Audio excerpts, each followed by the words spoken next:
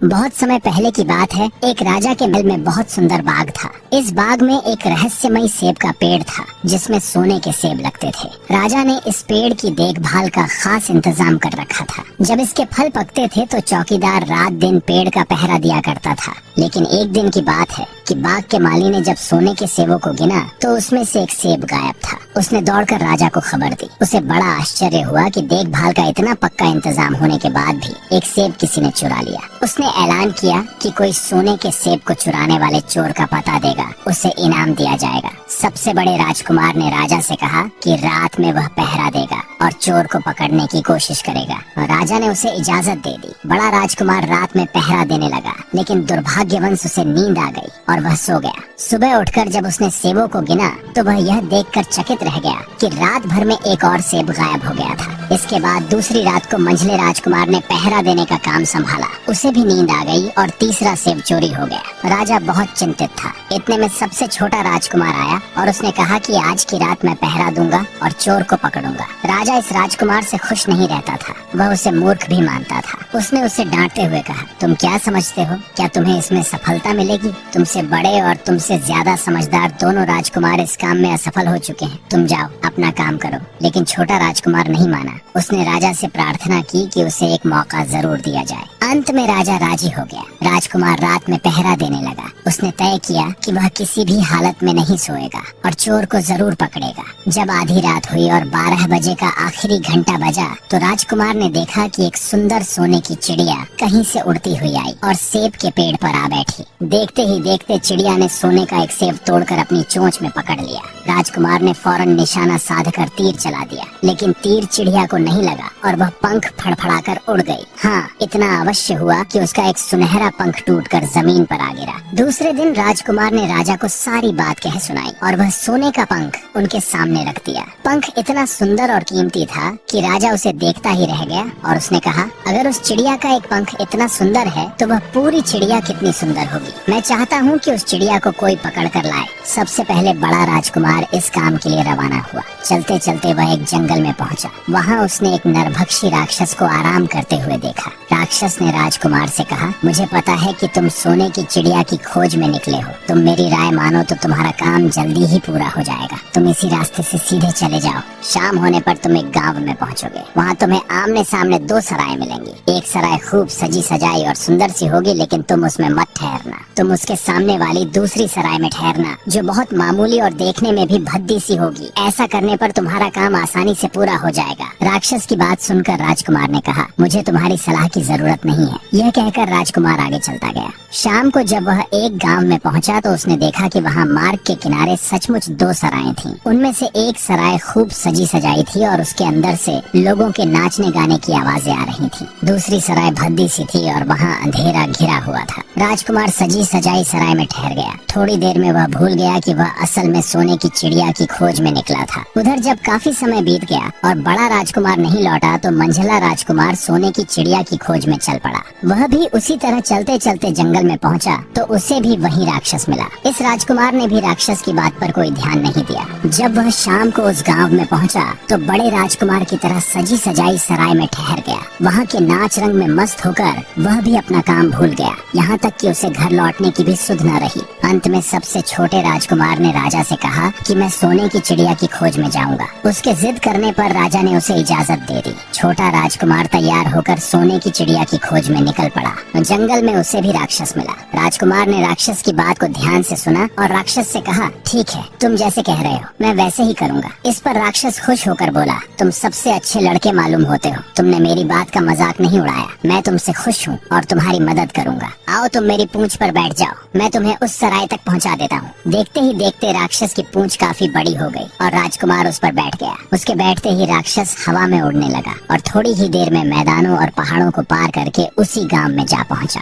राजकुमार ने उसकी सलाह सलाह को मानकर छोटी और पुरानी सराय में ही डेरा डाल दिया। वह दूसरी सजी सजाई सराय से दूर ही रहा। दूसरे दिन सुबह उठकर जब वह आगे बढ़ा तो कुछ दूर चलने पर उसे वह राक्षस फिर से रास्ते में मिल गया। राक्षस ने उससे कहा, अब मैं तुम्हें बताता हूँ कि आगे तुम्हें क्या करना चाहिए। तुम सीधे चलो। आगे चलने पर तुम्हें एक बहुत बड़ा किला मिलेगा जिस पर सिपाही पहरा दे रहे होंगे। तुम सिपाहियों से डरना मत और सीधे अंदर चले जाना, क्योंकि वे इस समय सो रहे होंगे। तुम बेधड़क होकर किले में घुसते चले जाना और उनके कमरों को पार करते हुए उस जगह पहुँच जाना जहाँ लकड़ी के एक मामूली से पिंजरे में सोने की चिड़िया बंद है। तुम चिड़िया को पिंजरे सहित उठाकर किले से बाहर ले आना, लेकिन एक बात याद रखना, चिड़िया के पिंजरे के पास ही एक बहुत सुंदर सोने का पिंजरा भी रखा होगा। तुम भूल कर भी चिड़िया को उस पिंजरे में मत रखना। यह कहकर राक्षस ने राजकुमार को फिर से अपनी पूंछ पर बिठाया और थोड़ी ही देर में उसको किले के पास पहुंचा दिया। राजकुमार ने किले के पास जाकर देखा तो सचमुच उसके पहरेदार सो रहे थे। वह बिना डरे सीधा महल में घुस गया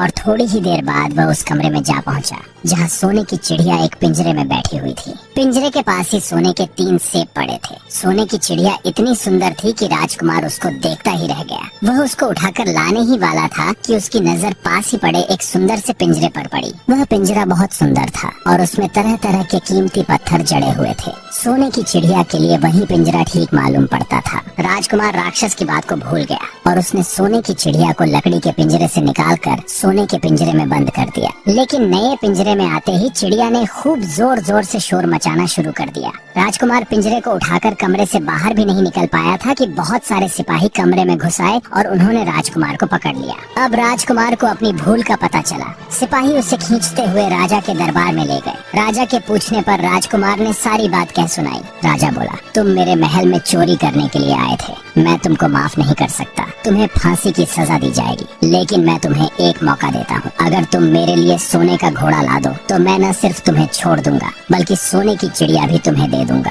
राजकुमार को अपनी जान बचाने के लिए राजा की शर्त माननी पड़ी। अब वह सोने के घोड़े की तलाश में निकला। किले के बाहर जाने पर उसने देखा कि राक्षस उसका इंतजार कर रहा है। उसने राक्षस को सारी बातें बताई। राक्षस ने निराश होते हुए कहा, मैं अब तुम्हारी कोई मदद नहीं करूंगा। तुमने मेरे कहे अनुसार कार्य नहीं किया। राजकुमार बोला, इस बार मुझे माफ कर दो, मुझसे गलती हो गई। मेरा काम तुम्हारी सहायता के बिना नहीं चलेगा। मुझे राजा ने सोने का घोड़ा लाने के लिए कहा है, वरना वह मुझे फांसी पर चढ़ा देगा। राक्षस ने कहा, खैर मैं तुम्हें माफ करता हूँ। अब तुम ऐसा करो कि मेरी पूंछ पर बैठकर सीधे चलो। कुछ दूर जाने पर तुम्हें एक दूसरा किला मिलेगा। उसी किले की घुड़साला में तुम्हें सोने का घोड़ा बंधा हुआ मिलेगा। लेकिन एक बात याद रखना, वहाँ घोड़े के पास ही घोड़े पर कसने के लिए 2 जीनें रखी होंगी। उसमें से एक तो पुरानी चमड़े की जीन होगी और दूसरी सोने की जीन होगी। तुम सोने की जीन को छूना भी मत और उस घोड़े पर पुरानी चमड़े की जीन को कसकर रवाना हो जाना और उसे दौड़ते हुए किले से बाहर चले आना। राक्षस ने उसको अपनी पूंछ पर बिठाया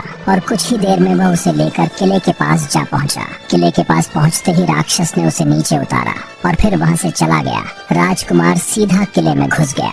अंदर जाकर उसने देखा कि वहाँ के सभी नौकर चाकर सोए हुए थे। थोड़ी ही देर में वह किले की घुड़साला में जा पहुंचा। वहाँ एक बहुत सुंदर सुनहरा घोड़ा बंधा हुआ था। उसने आगे बढ़कर घोड़े को खोल लिया। जब वह बाहर निकलने लगा तो उसकी एक नजर कोने में पड़ी हुई सोने की जीन पर गई। उसके पास ही एक फटी पुरानी चमड़े की जीन पड़ी हुई थी। इतने सुंदर घोड़े पर पुराने चमड़े की जीन कसना राजकुमार को अच्छा नहीं लगा। उसने सोने की जीन उठा ली और घोड़े पर कसना शुरू किया। इतने में घोड़ा जोर से चिल्ला उठा। किले के नौकर चाकर जाग गए। थोड़ी ही देर में राजकुमार पकड़ लिया गया। राजकुमार को सिपाहियों ने हाथ बांधकर अपने राजा के सामने पेश किया। राजा ने सारी बातें सुनकर कहा, तुमने मेरे घोड़े को चुराने की कोशिश की है, इसलिए तुम्हें फांसी की सजा दी जाएगी। लेकिन अगर तुम मेरा एक काम कर दो तो मैं तुम्हें छोड़ सकता हूँ। यहाँ से कुछ ही दूर एक सोने का महल है और उसमें बहुत सुंदर राजकुमारी रहती है। अगर तुम अपनी जान बचाना चाहते हो तो उस राजकुमारी को मेरे पास ले आओ। तुम्हें इनाम में ये सोने का घोड़ा दे दूंगा। बेचारा राजकुमार, वह फिर से एक नई मुसीबत में फंस गया। उसे मजबूर होकर राजा की शर्त माननी पड़ी।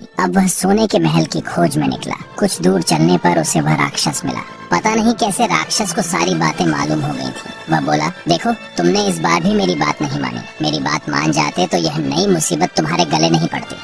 खैर, मुझे तुम पर दया आ रही है, मैं तुम्हारी मदद करूंगा। चलो मैं तुमको सोने के महल के पास पहुंचा देता हूँ। तुम महल के बाहर ही कहीं पीछे छिपे रहना। जब शाम को राजकुमारी तालाब में नहाने के लिए बाहर आए तो तुम आगे बढ़कर उसका हाथ पकड़ लेना। जैसे ही तुम उसको छुओगे राजकुमारी तुम्हारे साथ आने के लिए राजी हो जाएगी। लेकिन एक बात याद रखना, तुम उसको वहाँ से अपने साथ ले आना। उसे वापस महल में मत जाने देना। वह तुमसे कहेगी कि मैं अभी अपने माता पिता से मिलकर आती हूँ, लेकिन तुम उसकी बातों में मत आना, वरना फिर मुसीबत में फंस जाओगे। ये कहकर राक्षस ने फिर से अपनी पूंछ फैला दी और राजकुमार उस पर बैठ गया। देखते देखते राक्षस हवा में उड़ता हुआ कुछ ही देर में सोने के महल के पास जा पहुंचा। महल के पास पहुंचते ही राजकुमार एक पेड़ की आड़ में छिपकर बैठ गया। शाम को जब राजकुमारी नहाने के लिए किले से बाहर आई तो राजकुमार ने हिम्मत करके आगे बढ़कर उसका हाथ पकड़ लिया। उसके छूते ही राजकुमारी उसके साथ चलने के लिए तैयार हो गई। वह बोली, राजकुमार, तुम मुझे जहाँ भी ले जाना चाहोगे मैं तुम्हारे साथ चलूंगी, लेकिन मुझे थोड़ी देर के लिए अपने माता पिता से मिल जाने दो।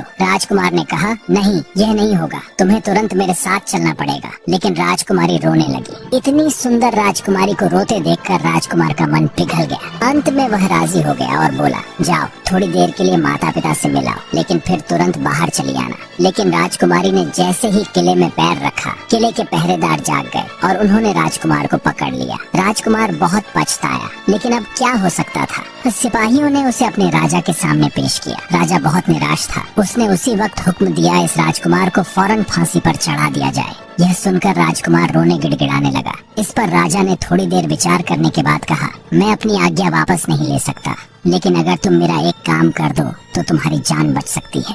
हमारे किले के ठीक सामने ये जो बड़ा पहाड़ है, इसके कारण हमारे किले की सुंदरता नष्ट होती है। अगर तुम 8 दिन में इस पहाड़ को खोदकर साफ कर दो तो मैं तुम्हें क्षमा कर दूंगा और राजकुमारी का विवाह तुम्हारे साथ कर दूंगा। राजकुमार किले के बाहर आकर पहाड़ को देखने लगा। उसके हाथ में एक छोटी सी कुदाली थी। उसकी समझ में नहीं आ रहा था कि इतना बड़ा पहाड़ 8 दिन में वह कैसे खोद सकेगा। फिर भी उसे अपनी जान तो बचानी ही थी, इसलिए वह पहाड़ खोदने लगा। धीरे धीरे 7 दिन बीत गए। इतने दिन तक लगातार खोदने पर भी पहाड़ का सिर्फ एक कोना ही खोद सका। वह दुखी होकर बैठ गया। उसे अब अपने आप पर बहुत अधिक क्रोध आ रहा था। वह मन में कहने लगा कि अगर मैंने उस भले राक्षस की बात मान ली होती तो कितना अच्छा होता। राजकुमार इस तरह सर झुकाए बैठा ही था कि अचानक उसे अपने पैरों के पास राक्षस की पूंछ हिलती दिखाई दी। उसने नजर उठाकर देखा, सचमुच वही राक्षस खड़ा था। राक्षस ने मुस्कुराते हुए कहा, क्यों, क्या हाल है? इस बार तो तुम्हारी मदद करने की मेरी जरा भी इच्छा नहीं थी, लेकिन मैं 7 दिन से तुमको पहाड़ खोदते हुए देख रहा हूँ। मुझे दया आ गई और मैं तुम्हारी मदद के लिए चला आया। जाओ, तुम बहुत थक गए हो, सो जाओ, मैं थोड़ी ही देर में तुम्हारा काम पूरा कर दूंगा। वह चुपचाप उठकर एक तरफ सोने चला गया।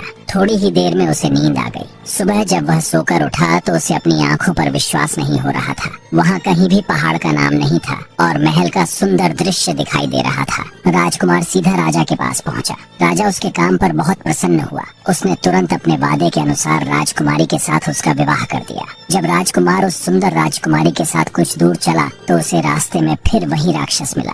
राक्षस बोला, बधाई हो राजकुमार, राजकुमारी के साथ तुम्हें देखकर मुझे बड़ी खुशी हो रही है, लेकिन भला मुझे सोने का घोड़ा और सोने की चिड़िया कैसे मिल सकती है? मैं तो इस राजकुमारी को भी उस राजा के लिए ले जा रहा हूँ। राक्षस ने कहा, नहीं, तुम ऐसा काम कभी मत करना। इस राजकुमारी के साथ तुम्हारा विवाह हुआ है और ये अब तुम्हारी ही है। अगर तुम मेरे कहने के अनुसार काम करो तो तुम्हें सोने का घोड़ा और सोने की चिड़िया भी मिल सकती है। तुम इस राजकुमारी को लेकर सोने के घोड़े वाले राजा के पास जाओ। राजा खुश होकर तुमको सोने का घोड़ा दे देगा। तुम घोड़े पर सवार हो जाना और सवार होकर सबसे विदा लेना। राजकुमारी से तुम सबसे बाद में विदा लेना। जैसे ही तुम राजकुमारी के पास पहुँचो तो तुम उसे हाथ से पकड़कर घोड़े के ऊपर खींच लेना और घोड़े को दौड़ा देना। सोने का घोड़ा इतना तेज दौड़ता है कि दुनिया का तेज से तेज घोड़ा भी उसकी बराबरी नहीं कर सकता। जाओ, तुम पहले इतना काम पूरा करो, इसके बाद आगे का काम मैं तुम्हें बाद में बताऊंगा। मैं तुम्हें वहाँ रास्ते में मिलूंगा। राजकुमार ने ठीक वैसा ही किया जैसा राक्षस ने उससे कहा था।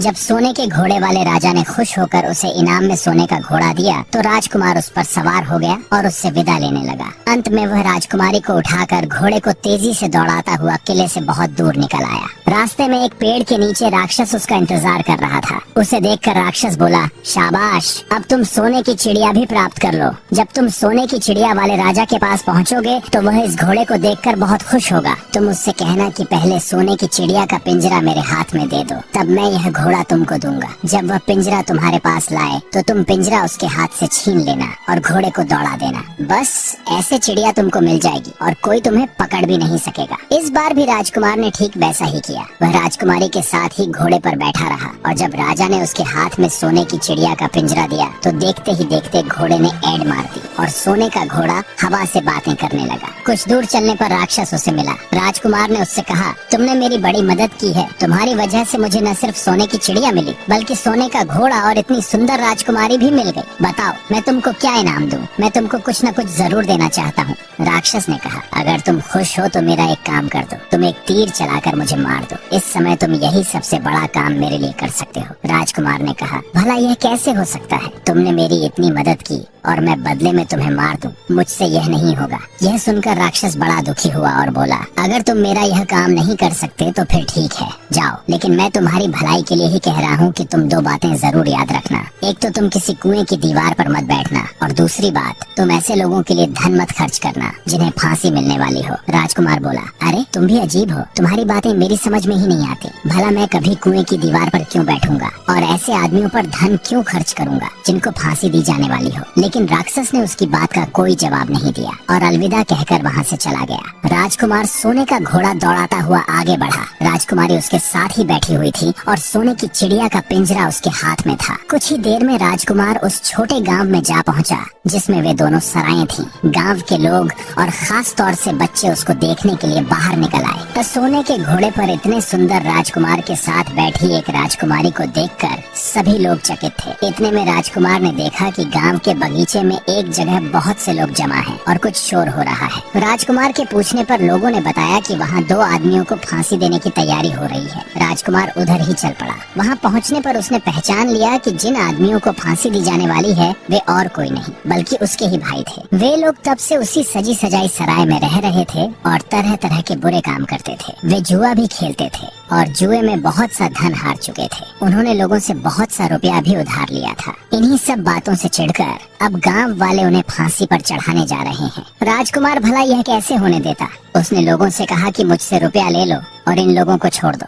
उसके बहुत कहने सुनने पर लोग राजी हो गए और उन्होंने उन दोनों आदमियों को रिहा कर दिया। राजकुमार अपने भाइयों को छुड़ाकर आगे चला। कुछ दूर चलने पर जंगल में उन्हें एक कुआं दिखाई दिया। इस पर राजकुमार को कहा, कुछ देर कुएं के पास आराम करते हैं, वहाँ ठंडा पानी पीने के बाद हम लोग आगे चलेंगे। राजकुमार राजी हो गया। अब तक वह यह भी भूल चुका था कि राक्षस ने विदा होते समय उससे क्या कहा था। वह घोड़े से उतरकर कुएं की दीवार पर बैठ गया और आराम करने लगा। उसके दोनों भाइयों ने मौका देखकर उसे कुएं में धकेल दिया। इसके बाद उन्होंने घोड़े पर राजकुमारी को बिठाया और सोने की चिड़िया का पिंजरा लिया और वहाँ से चल दिए। कुछ ही देर में वे लोग अपने राज्य में लौट आए। घर लौटकर उन्होंने राजा से कहा, हम लोग सोने की चिड़िया को पकड़ लाए हैं। इसी चिड़िया ने हमारे बाग में से सोने के सेब चुराए थे। इसके साथ ही हम एक यह सोने का घोड़ा और राजकुमारी भी लाए हैं। राजा बहुत खुश हुआ। सारे राज्य के लोग खुशियाँ मनाने लगे, लेकिन राजकुमारी खुश नहीं थी। वह हर समय रोती रहती थी। उसने खाना पीना छोड़ दिया। यही नहीं, घोड़े ने भी दाना पानी बंद कर दिया और सोने की चिड़िया भी उदास रहने लगी। राजा ने बहुत कोशिश की, लेकिन न तो वह राजकुमारी खुश हुई और न सोने के घोड़े और सोने की चिड़िया ने दाना पानी खाना शुरू किया। उधर छोटा राजकुमार कुएं में गिर गया, लेकिन वह मरा नहीं था। कुआं बहुत गहरा था, लेकिन उसमें पानी बहुत कम था। वह कुएं में बैठा बैठा अपने भाग्य को कोसता रहा। अब उसे फिर उसी राक्षस की याद आई और वह पछताने लगा कि अगर मैंने उसका कहना मान लिया होता तो आज मैं मुसीबत में नहीं फंसता। राजकुमार ने जैसे ही राक्षस को याद किया, राक्षस न मालूम कैसे कुएं के मुंह पर आ पहुंचा और बोला, देखो राजकुमार, मैंने पहले ही तुम्हें समझाया था कि किसी कुएं की दीवार पर मत बैठना और ऐसे आदमियों की मदद मत करना जिन्हें फांसी दी जाने वाली हो, लेकिन तुम नहीं माने। खैर चलो, अब आखिरी बार मैं फिर तुम्हारी मदद करता हूँ। लो मेरी पूंछ पकड़कर कुएं से बाहर निकल जाओ। यह कहकर राक्षस ने अपनी पूंछ कुएं में लटका दी। देखते ही देखते पूंछ इतनी लंबी हो गई कि कुएं में बैठे राजकुमार के पास जा पहुंची। राजकुमार उसे पकड़कर कुएं से बाहर निकल आया। राक्षस ने उससे कहा, अब तुम अपने घर जाओ, लेकिन जरा होशियार रहना। तुम्हारे भाई तुम्हारी जान के दुश्मन है, वे लोग जरूर तुम्हें ढूंढ रहे होंगे। वो राजकुमार घर की ओर चल पड़ा और अपने देश में पहुंचने पर उसे एक भिखारी मिला। भिखारी को उसने अपने सुंदर कपड़े दान में दे दिए और खुद ने उसके भद्दे और पुराने कपड़े पहन लिए। इस तरह भेष बदल कर वह अपने किले में पहुंचा। वहां उसके पहुंचने पर एक बड़ी आश्चर्यजनक बात हुई। सोने का घोड़ा खुशी से दाना पानी खाने लगा। सोने की चिड़िया भी अपने पिंजरे में खुशी से चहचहाने लगी। राजकुमारी ने अपने आंसू पोंछ लिए और वह भी खुश दिखाई देने लगी। लेकिन राजा की समझ में कुछ नहीं आया। उसने राजकुमारी से इसका कारण पूछा तो वह बोली, मैंने तो पहले ही आपको सारी कहानी बता दी थी। आपके बड़े और मंझले राजकुमार ने छोटे राजकुमार के साथ धोखा किया है। इन्होंने आपको भी धोखा दिया है, लेकिन अब आपका छोटा राजकुमार यहाँ पर आ पहुँचा है, इसीलिए मुझे बहुत खुशी हो रही है। उसी के साथ मेरी शादी हुई है और मैं उसके साथ ही सुखी रह सकती हूँ। फिर उसने मैले कुचैले कपड़े पहने एक आदमी की ओर इशारा करते हुए कहा, वह रहा आपका छोटा राजकुमार। राजा ने भी अपने छोटे लड़के को पहचान लिया। अब राजा ने अपने छोटे बेटे के बारे में अपने विचार बदल दिए। अब वह उसको बहुत समझदार और बहादुर मानने लगा। उसने उसको राजगद्दी पर बिठाने का निश्चय किया। बड़े और मंझले राजकुमार ने अपने छोटे भाई को ही नहीं बल्कि राजा को भी धोखा दिया था। इससे राजा उनसे बहुत नाराज था। उसने उन दोनों को अपने राज्य से निकलवा दिया। इसके बाद बड़ी धूमधाम के साथ राजकुमारी के साथ राजकुमार का विवाह हुआ और दोनों सुख से रहने लगे। लेकिन राजकुमार उस राक्षस को नहीं भूला था जिसने उसकी सहायता की थी। एक दिन समय निकालकर वह जंगल में उस राक्षस की खोज में निकला। बहुत ढूंढने के बाद एक पेड़ के नीचे उसने उस राक्षस को चुपचाप बैठे हुए देखा। राक्षस बहुत उदास था और पहले से बहुत ज्यादा दुबला पतला भी हो गया था। राजकुमार को देखते ही राक्षस ने उसे पहचान लिया और कहा, अरे कहो राजकुमार, आज इधर कैसे आना हुआ? राजकुमार ने कहा, मैं आज तुम्हें ही ढूंढने के लिए आया हूँ। चलो मेरे बाग में आराम से रहना, वहाँ तुम्हें किसी तरह की तकलीफ नहीं होगी। यहाँ तो जंगल में तुम्हें खाने पीने की तकलीफ होती होगी और जंगली जानवरों और शिकारियों का डर बना रहता होगा। राक्षस ने कहा, नहीं राजकुमार, मैं यहाँ ठीक हूँ और भला अब तुम्हें मेरे दुख से क्या लेना देना? तुम्हारा काम तो निकल गया, अब तुम सुख से अपने राज्य में रहो। राजकुमार बोला, नहीं, तुमने मेरा बड़ा उपकार किया है, मैं तुम्हें इनाम देना चाहता हूँ और अपने साथ ही रखना चाहता हूँ। राजकुमारी भी बहुत खुश होगी, वह भी तुमसे मिलना चाहती है। राक्षस बोला, अगर तुम सचमुच मुझे इनाम देना चाहते हो तो मेरा एक काम कर दो। मैंने तुमसे पहले भी कहा था कि तुम तीर चलाकर मुझे मार दो, इसी से मेरा लाभ होगा। असल में एक जादूगर ने मुझ पर जादू कर रखा है। मैं राक्षस नहीं हूँ, मुझे उसके जादू के प्रभाव से राक्षस के रूप में रहना पड़ रहा है। मैं तो उसी देश का राजकुमार हूँ जहाँ की राजकुमारी से तुम्हारा विवाह हुआ है। असल में वह राजकुमारी मेरी छोटी बहन है। अगर तुम तीर चलाकर मुझे मार दोगे तो मैं इस जादू से मुक्त हो जाऊंगा और फिर मैं अपने देश लौट सकूंगा। राजकुमार को यह सुनकर बड़ा आश्चर्य हुआ। उसने फौरन अपने धनुष पर तीर चढ़ाया और राक्षस की ओर छोड़ दिया। तीर लगते ही राक्षस मर गया और उसमें से एक सुंदर सा राजकुमार निकल आया। फिर दोनों राजकुमार आपस में गले मिले। इसके बाद दोनों राजकुमार वापस महल में लौट आए और राजकुमारी अपने भाई से मिलकर अत्यंत प्रसन्न हुई। कहानी अच्छी लगी तो वीडियो को लाइक और चैनल को सब्सक्राइब जरूर करें।